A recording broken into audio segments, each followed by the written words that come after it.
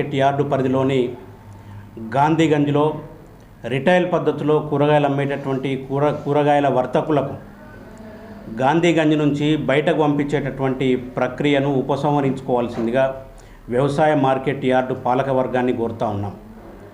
గత 35 సంవత్సరాలుగా market yard ద్వారా లైసెన్సులు తీసుకొని రిటైల్ పద్ధతుల్లో ప్రజలకు నాణ్యమైనటువంటి సరసమైన ధరలకు కూరగాయల్ని విక్రయించేటటువంటి విక్రయదారుల్ని ఇవాళ వచ్చినటువంటి పాలకవర్గం కొంతమంది బయట ఉండేటటువంటి బంగారు వర్తకులు కానీ ఇతర వ్యాపారస్తులు మార్కెట్ యార్డుకు సంబంధం లేనటువంటి వ్యాపారస్తులకు ఆ మడిగెల్ని కేటాయించి నిర్మాణం చేసి వాళ్ళందరికీ కట్టబెట్టేటటువంటి కుట్ర చేస్తూ ఉన్నది. ఈ కుట్రల్ని ఏఐటీసీగా మేము తీవ్రంగా ఖండిస్తూ ఉన్నాం. గత పాలకవర్గం కొంత ప్రయత్నం చేయటం జరిగింది. 2 మడిగెల్ని ఆఫీస్ పేరుతో 2 మడిగెల్ని తీసుకొని వాటిని నిర్మాణం చేసి బంగారు వర్తకులకు ఇవ్వటం అనేది జరిగింది. వ్యవసాయ మార్కెట్ యార్డ్ అనేది ఇది కంప్లీట్గా వ్యవసాయం, అదే రకంగా వ్యవసాయ ఉత్పత్తుల్ని అమ్మేటటువంటి వ్యక్తులు ఎవరైతే ఉంటారో వాళ్లకు సంబంధించినటువంటిది మాత్రమే వ్యవసాయ మార్కెట్ యార్డ్.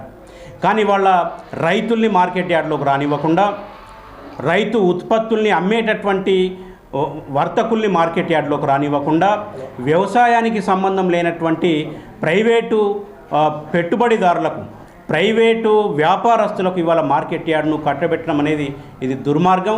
ఇవాళ కాంగ్రెస్ పార్టీ దీని మీద ఆలోచన చేయాల్సినటువంటి అవసరం ఉన్నది.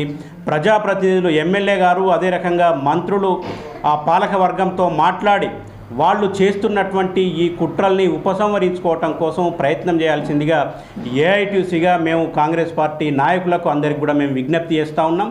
లేకపోతే కనుక ఖచ్చితంగా మా మార్కెట్ యార్డ్ను రక్షించుకోవటం కోసం ఎంతటి పోరాటానికైనా కార్మికులు తీసుకొని సిద్ధంగా ఉన్నామని చెప్పేసి తెలియజేస్తూ ఉన్నాం. మార్కెట్లో కూరగాయలు అమ్ముతున్నాం. 30 ఏళ్ళ నుంచి అమ్మితే ఏ ఇబ్బంది వచ్చినా కానీ మమ్మల్ని ఎవరు ఇమ్మని లేదు. ఇంతకు బోరు ఎత్తున్నామన్నారు, బోరు పాయకంలో నీళ్ళు, ఆ నీళ్ళు ఈ నీళ్ళు అని అక్కడనే పెట్టిర్రు. మాకు ఇక్కడ కూరగాయలు కడిగేతందుకు కూడా నీళ్లు లేవు. మేము కొనుక్కొని కూరగాయలు కడుగుతున్నాం. పాయకంలోకి వెళ్ళి తెచ్చి ఎవరు కడుగుతారా?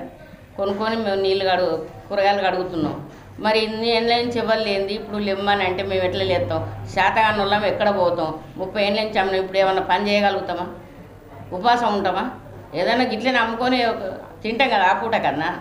మరి ఇప్పుడు ఏం పని చేయగలుగుతాం? మేము ఏం పని చేయగలగలేం కదా, ఎటు పోలేము. మేము అందులోనే ఉంటాం. సచ్చినా బతికినా కానీ సచ్చేదాకా అందులోనే ఉంటాం. అదే పని చేస్తాం. మమ్మల్ని ఇవ్వలేమంటారో యాడికైతే ఆడికి సిద్ధంగా ఉన్నాం మేము.